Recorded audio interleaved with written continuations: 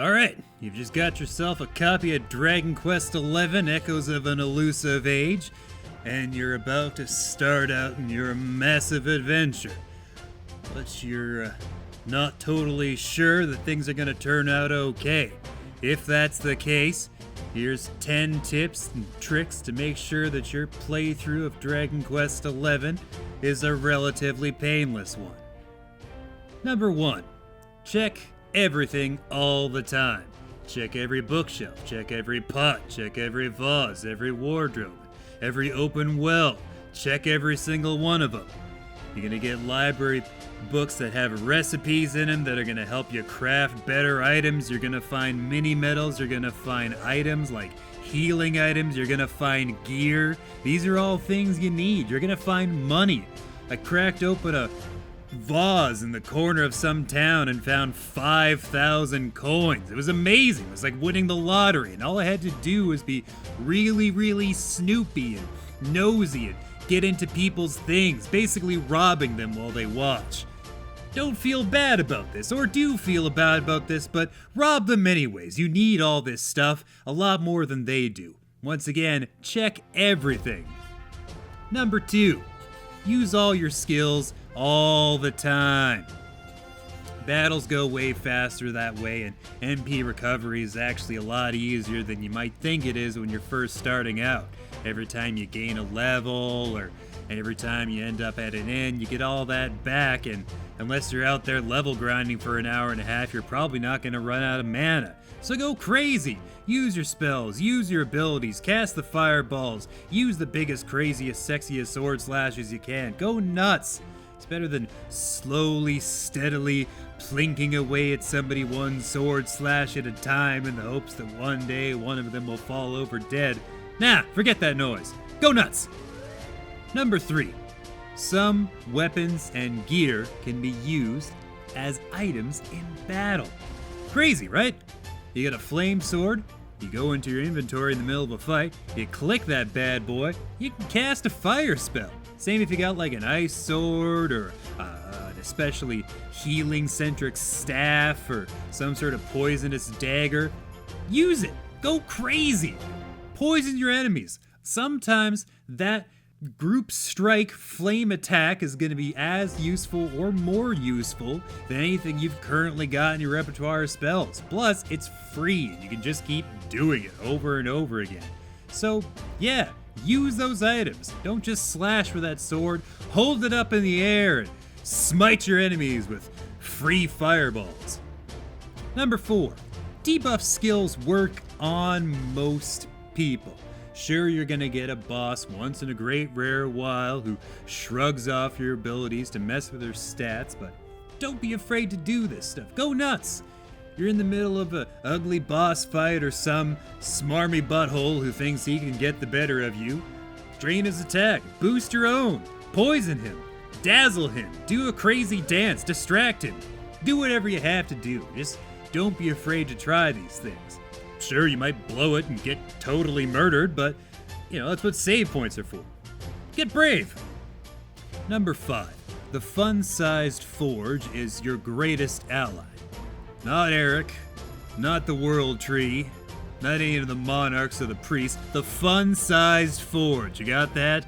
You take that thing out whenever you're camped somewhere, you take your pretty reasonable gear, you throw it in with the necessary components, and you make it better. The more things you make, the more perfectionist pearls you get, and the more times you can boost your stats with your existing gear. Rather than spending 10, 15, or 30,000 gold decking out your whole party every time you wander into a new town, just boost their stuff from the forge.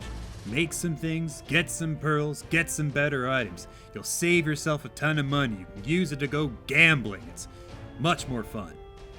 Number 6. If the map shows an alcove, a corner, or a dead end, check it immediately. 9 times out of 10, there's some sort of item stashed there. Seriously. You're on the mini-map, you see that there's one direction you definitely have to go, and one direction that looks like it leads nowhere. Go to the second one. Go to it every time. You'll find Again, gold or items or gear, like some sword that you just spent $3,000 to buy at the shop like a sucker. What are you doing? Stop spending your money in the stores. Number 7. If you've been playing Dragon Quest games your whole life, for the love of all that's holy and good in the world, turn on Draconian Quest. Don't make my mistake. I got 30 hours into the game and I realized, gosh, this is actually really, really easy. I got lost. I ended up in a bunch of random battles, and before you know it, bam! I'm super powered.